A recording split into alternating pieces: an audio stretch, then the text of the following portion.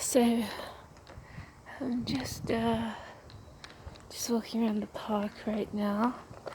I still haven't gone to Movie World today. I was wake up at like ridiculous 3 a.m. and didn't get back to bed till 6 a.m. So I kind of slept in. But I have to go pick up my next annual ticket. So I was gonna go today, but I might go tomorrow. I know COVID's sort of still around and stuff, but I don't think I'll catch it. I was in the city a couple of days ago. Hang on. So I was in the city like a couple of days ago, and it was so COVID free that I didn't at all feel threatened. So I figured it's probably just as safe as Friday. I had gone in for an interview, but it was so, there's not so many people around, and it doesn't feel like you're going to catch COVID. So I think I'm pretty safe. I was going to wait till the end of the week, closer to when, the masks and things were lifted, like Thursday or Friday or something. But I might just go tomorrow so I can get it over and done with, and then I can concentrate on something else for the rest of the week. I could go today, but I'm still feeling a bit tired and stiff, so I'm gonna not go today and go maybe tomorrow. Hopefully I can make up my mind real quick in the mornings. Like, I'll just eat and go, because that's I go to the city all the time to go to the casino, so it's just like another step further. It deters me because you're taking 30 minutes to get to the city and then another 40 minutes to get to the theme park, not including the 10-minute bus trip to actually get to the theme park, and your energies are all, distorted. Like, you get to the train station, I get a hot memory because the energy is weird, and then I hop on the bus, and it's like, oh, the bus is actually kind of fun, but you're bouncing in the bus. So once again, uncomfortable energy a bit. And then lately the front gate of Movie World has been feeling really good, but before, they've had an energy there which picks up my heart rate once again.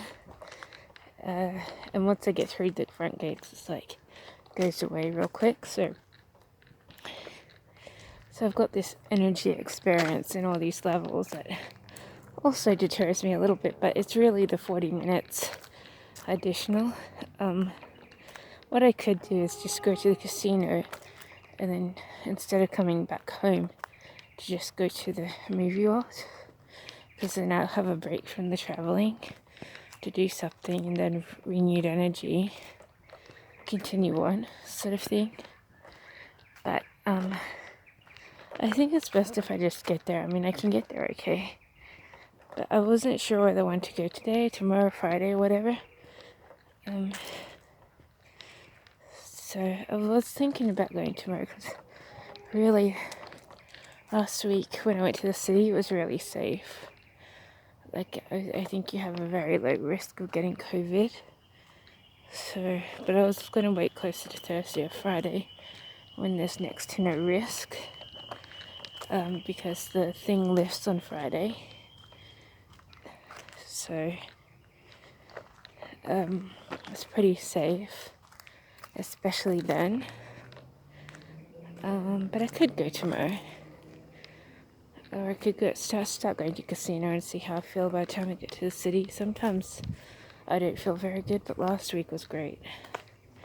I should have gone last week while I had it in my mind. Yeah, I should have gone last week when I had it on my mind, but I didn't. I'm like, I really should have gone then, because then I would have seen like the parade, like the Star one and stuff, and I'm just going to be seeing the same old stuff, now. So I think I should have gone on the Friday when I was in the city, because I had a lot of energy. I wasn't tired. I had nothing to do when I got home. I thought I should have gotten in, but I didn't. So unfortunately I missed out on the Star event. But I can go anytime. I don't have to go this week. I just thought I might like to, just to pick up my ticket so I don't have to, do it later. And then continue seeing. But I should have gone last week. Because then I would have seen the spectacle of the Hollywood parade. And I was like, would have been more interesting than just seeing the same old one that I've seen 3 times last year. At least it would have been an improvement, like it would have been something different. So they do exactly the same stuff over and over. And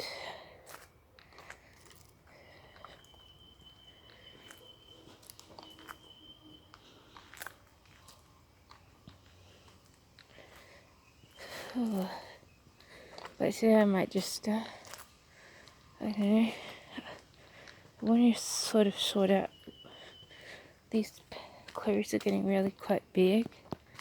I want to sort out my wardrobe a little bit. But I probably won't do that today. But I also want to edit more of my story. Because I've got another book there that's just needs some heaps of editing. And then I can post it. And then I can get onto my new stuff.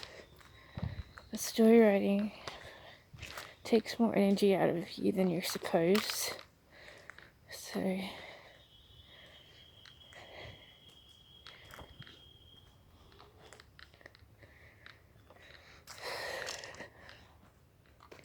it's a little bit taxing on you. Like when I had to write a really long script, I was like drained after 6 days of 9 to 5 kind of tight writing to get this huge, massive script deadline. But I got paid for it, so. But these ones are just for fun. You just spend an hour or 2 a day, and that's enough to get something rolling. So I should actually just time it and be like, oh yeah, an hour or 2 a day will just get you a story in no time, really. Depending on what it is, I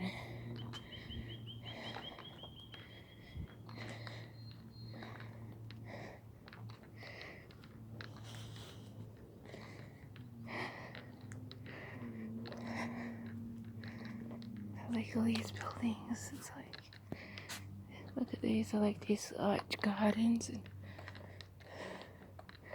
garden entryways. What are they called? Your frontage. I like the styles of them. Can't point the camera directly at them, but all these tunneled entries and stuff are really cool. So it's made me think, oh yeah, maybe I could buy a second-hand house, but I really like the energy of the new ones, so I'd probably opt for the new ones, because above all I want quietness, and that's what the new ones guarantee. A lot of quietness.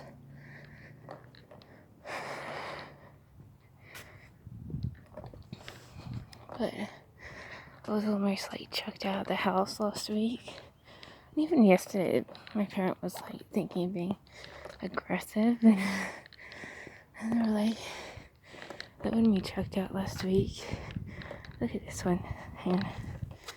It's got a whole balcony. It's really cool. Anyway, I almost got chucked out last week, and it's like, what will I do if I have to just leave? I have to do more than a rental. I have to buy something, so I have a place to stay. I'm sort of waylaid because I moved out from the place I wanted to live for the rest of my life, and now I'm in a place which feels great. I could live here too, you know. But I don't know if I should stay in a great place where you get lots of sun and you can live there, or the other place where I thought I wanted to stay there because everything's so convenient and stuff. I mean, I had my troubles, but I had troubles because I was living with other people and stuff. And if it wasn't them who caused my troubles, then I would have known more clearly and blamed the supermarket on a bad product line or something, but I blamed everything, so I don't want to live with those people or anyone else, so sort of my predominating factor. So I don't know, but if I did get kicked out, I'd be like, what would I do? And I'd have to just buy anything so I have somewhere to live. And but I could rent for a short time a year and prepare myself to buy something.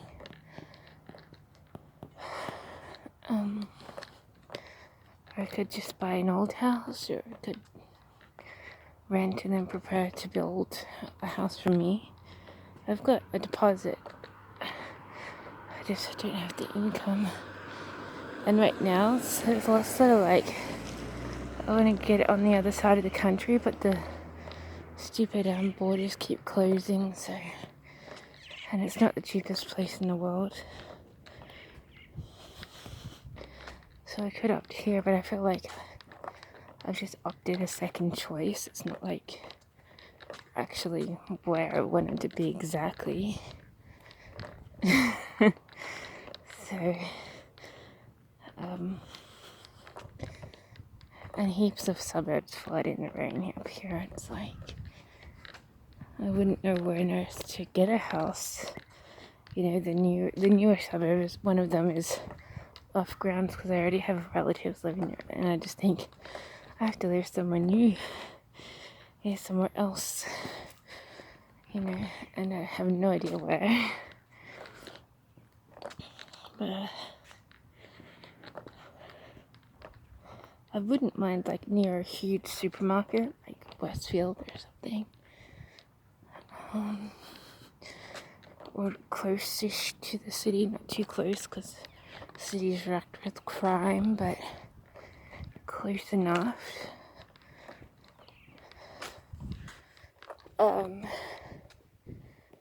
I had to think about it. If I get checked out, I probably will have to rent again, and then I'll have to reflect, you know, to myself what kind of place, or just look for jobs or what, you know.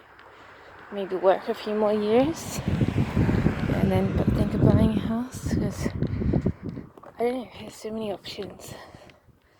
But ideally, like, I would just want to buy the cheapest house I can in a good place and start living there, you know. But I love quietness, so I'd want the cheapest of a new house, so I'd have to build. So I'll probably have to research houses just in case I have to make that kind of decision. Because at the moment, like, I have no idea where I want to live. And with all the borders open and closed, I would think I have to stay here for a little while until all this stuff is settled. So, but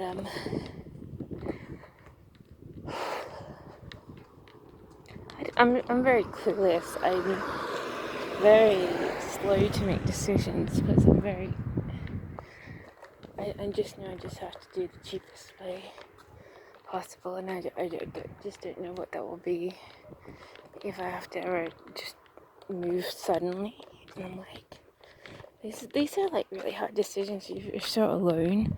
Like, my older sibling had all the support. Like, she just throws thousands and thousands of dollars her way to support her in her movements to house buying and stuff. But for me, I'm like all on my own. I have to think of myself and my own bank, and I have no support. Like, if I dive into something and I'm wasting my money and it costs more than I have assumed and I can't afford it, you know, it's like I don't have anyone backing me up like she does, so, and that's why I'm so slow to make those sorts of decisions, really, because it's hard, or you can't just say, hey, I don't jump into this and be backed up by someone. I'm jumping it and doing it all alone, so it's a bit harder to know that you have nothing behind you. So that's why everything's so slow moving with me. Otherwise I would have jumped ages ago, knowing that I'm fully supported, but doing it alone is hardest. And for the first time too, it's like hardest.